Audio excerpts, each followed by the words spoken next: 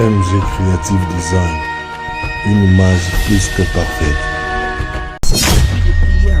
En nous aidant, ça mène jusque dans la dimension aquatique. Tu ne sais pas comment le faire. Il t'amène dans le soupir. Mais le soupir dans sa dimension de l'esprit de prière. Les géants dans la prière. Depuis le mois d'avril 2025, M. Faure Gnassingbe, président du Conseil du Togo, a été nommé médiateur principal de l'Union africaine pour la crise entre le Rwanda et la République démocratique du Congo. C'est à ce titre qu'il a invité, ce lundi 12 janvier à Lomé, le président de la République, Félix Antoine Tshisekedi Tshilombo.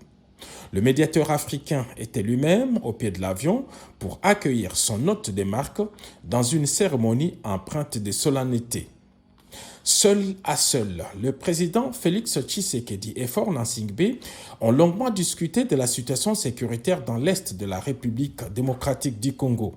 Conformément au mandat lui confié par l'Union africaine, le président du Conseil des ministres du Togo a abordé les questions sécuritaires, politiques et humanitaires du conflit armé dans le but de favoriser un retour d'une paix durable en République démocratique du Congo. Le médiateur africain a certainement proposé quelques pistes de sortie des crises qui garantiraient à la fois la souveraineté et l'intégrité territoriale de la RDC, mais aussi le respect de la résolution 2773 du Conseil de sécurité des Nations Unies. La rencontre de Lomé intervient quelques semaines seulement après celle du 22 décembre à Kinshasa entre les deux hautes personnalités.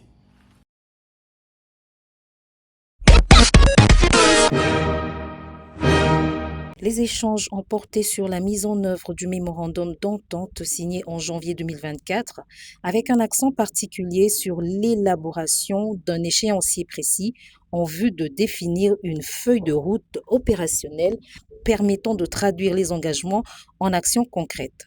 Les deux pays veulent approfondir et consolider ce partenariat. Le ministre Louis Ouatoum Kabamba a insisté sur la nécessité de passer du dialogue à l'action afin de générer des retombées économiques tangibles, notamment en matière d'industrialisation, de création de valeur locale et d'investissement stratégique.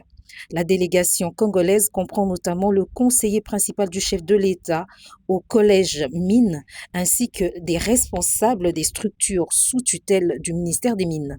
À l'issue des échanges, les deux parties ont convenu de la mise en place rapide d'un mécanisme technique conjoint chargé de définir les priorités, les responsabilités et le calendrier en œuvre du MOU.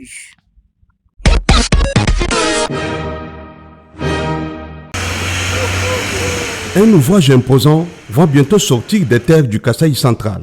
Il s'agit d'une nouvelle aérogare, projet qui vise à doter la province d'une infrastructure plus moderne capable de répondre aux standards actuels du transport aérien. Le gouverneur de province, Joseph Moïse Kamboulou Konko, a effectué ce jeudi 8 janvier 2026 une visite guidée sur les chantiers situés à l'aéroport de Kananga en vue de se rendre compte du niveau d'avancement des travaux. Accueilli par les techniciens de l'entreprise Modern Construction, le numéro 1 de la province a été conduit dans les différents blocs, passant notamment par les espaces d'enregistrement ainsi que ceux d'embarquement. Tout porte à croire que les travaux ont déjà atteint une phase déterminante, a souligné Patrick Bondo, commandant de la régie des voies aériennes RVA. Nous sommes au niveau des cloisonnements des murs.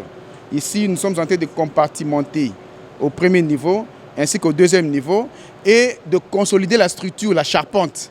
C'est le rassemblage de la charpente, c'est l'étape actuelle. Si nous pouvons estimer par rapport à la livraison de ces travaux, c'est à la mi-année 2026.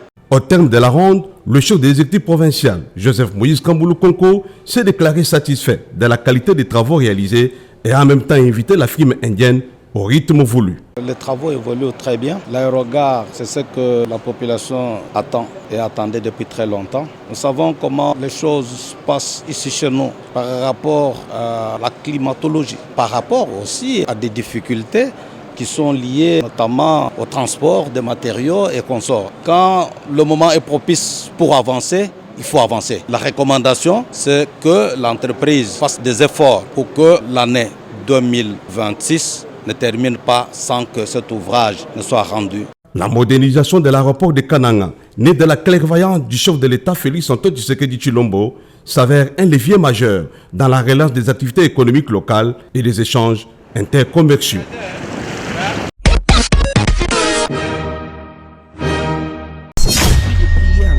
En nous aidant, ça mène jusque dans la dimension aquatique. Tu ne sais pas comment le faire. Il t'amène dans le soupir. Mais le soupir dans sa dimension de l'esprit de prière. Les géants dans la prière.